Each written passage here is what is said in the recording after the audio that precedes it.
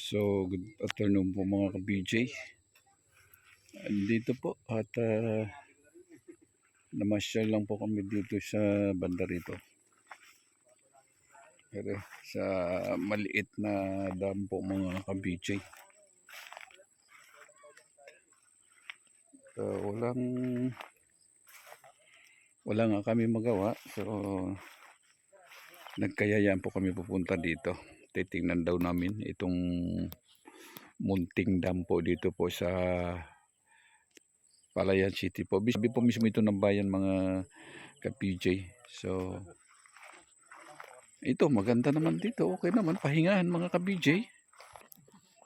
So, sabi nga nila, marami doon nagpapahinga dito pagka sa ganitong hapon o kaya sa umaga po mga ka-PJ. Mga nagpapapress po ng utak. Bagay maganda naman dito pagka ganito malamig siya. Malamig ang kapaligiran po mga ka-BJ. Okay, sorry, wala na po init mga ka-BJ. So tapos ang katubigan, ayan oh. Tahimik na tahimik po mga ka-BJ. Punta ko doon sa taas. So ang sabi pa nga nila, maganda rin daw dito sa umaga at maano daw ito. Mapag daw po mga ka-BJ, lalo po banda dyan, kitang-kita po natin yung mga fog po mga ka-BJ. So subukan po natin bukas na umaga, tingnan po natin kung maganda po dito sa maga-maga. Marami po mga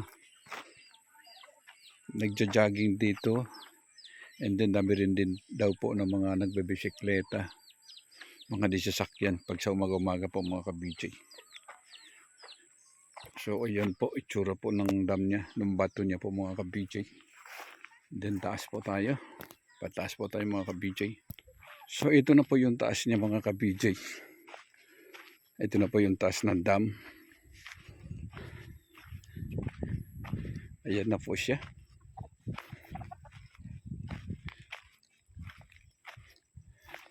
Simple lang ito, kumbaga sa ano, cute po mga ka-BJ, salit po ng dam. Tapos ito yung kabila niya. Ayan na po. Papunta na po dyan sa kabila na yan. Mga kabahayan na po banda dyan mga ka-PJ. So yan po, papuntang bayan po yan. Tapos ang labasan po ng tubig doon po sa dulo. Puntahan din po natin mga ka-BJ.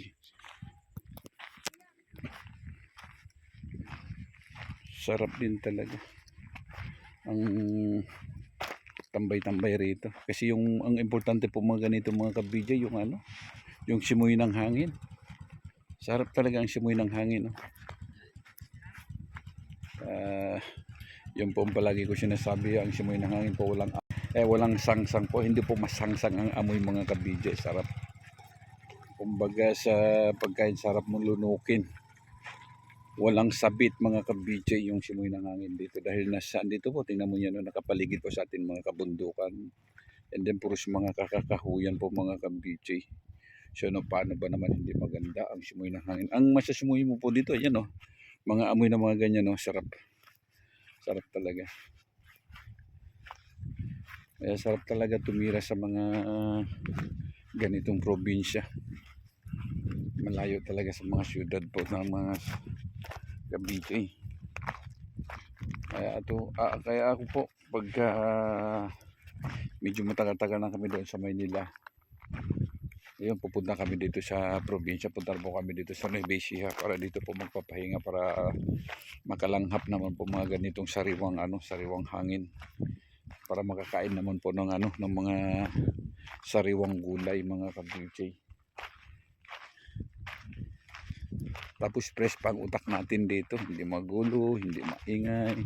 Kuminsan pag sa madaling araw ang narinig mo na dito mga tilaok ng mga manok, ganyan, o kaya mga ibon. Sarap. Tapos samahan mo pa na tahon ng mga aso. Ayan, so kung mga aso lang marami yan. Tingnan po ninyo mga ka-BJ ang kapaligiran dito. Ayan, punta po tayo doon sa bandang dulo na yan. Ayan, punta tayo doon. Tama nga sabi nga nila mga ka-BJ, medyo may pagkakyutan po ito. So ayun si Kuya, yung nangingisda po mga ka-BJ. So nung gawa pala nito at inumpisahan pala ito nung June 14, 2001, and then nangyari pala siya is September 2, 2007. So Aulo Dam pala itong pangalan dito po mga ka-BJ. Tingnan ninyo. Ganda ng pwesto ni Kuya. Ang ganda ng pagka ano niyo sa dagat kasi ang ganda talaga sa tubig. Smooth na smooth talaga ang takbo ni Kuya.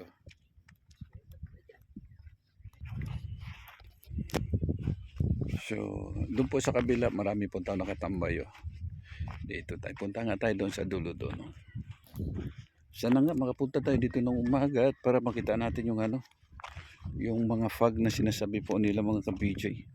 Mukhang mahangin. Ah. Kanina walang hangin. Ah. Mukhang biglang lumakas yung hangin. Oh. So, ali po kayo mga ka-BJ. Punta po tayo doon naman sa baba. Oh. Banda doon. Itutukutin po natin. Talaga nakakyutan po ako eh.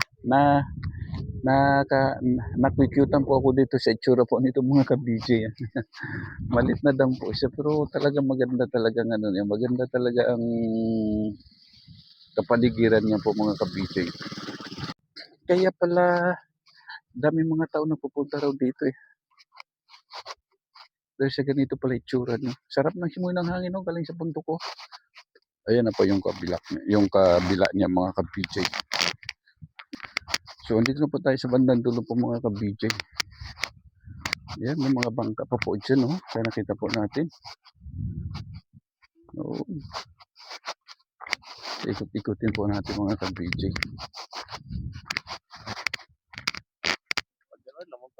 So dito po nga, dito ang labasan ng tubig. Ito po yung ano niya, kontrolan ng tubig po mga ka-BJ. So itsura nito mukhang ginagamit pa ata ito. Ah. So ayan, maliit na dam lang po ito mga ka-BJ. So bali ito po ang labas ng tubig. Ado, pupunta po rin mga ka-BJ. So ayan po. So galing po doon. Mga ka-BJ, galing po doon, papasok po dito. Ayan. So dito po yan mga ka-BJ, yan, ang labasan niya. So dito po ang exhaust niya. So bali ito po ang ano yung controller niya po mga ka-BJ, itong dalawa na ito. Para pagbukas po nito sa ilalim, para pagbawas po ng tubig mga ka-BJ.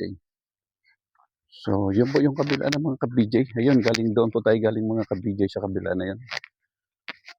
Area. Bumaba po tayo rito. Punta po tayo doon sa dulo. So dito na po tayo sa baba mga ka-BJ.